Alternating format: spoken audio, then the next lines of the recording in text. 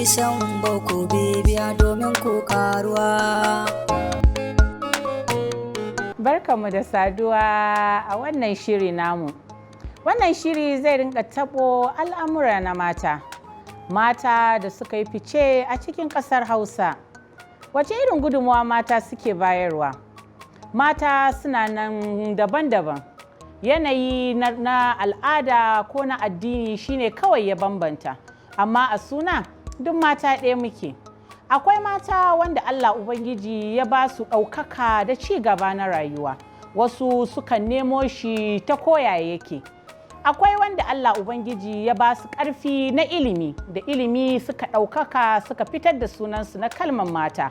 Akwai kuma wanda iyalai ne, zuriya, ƙarfin gida ya fito da su suka fito da wannan kalma nasu na mata.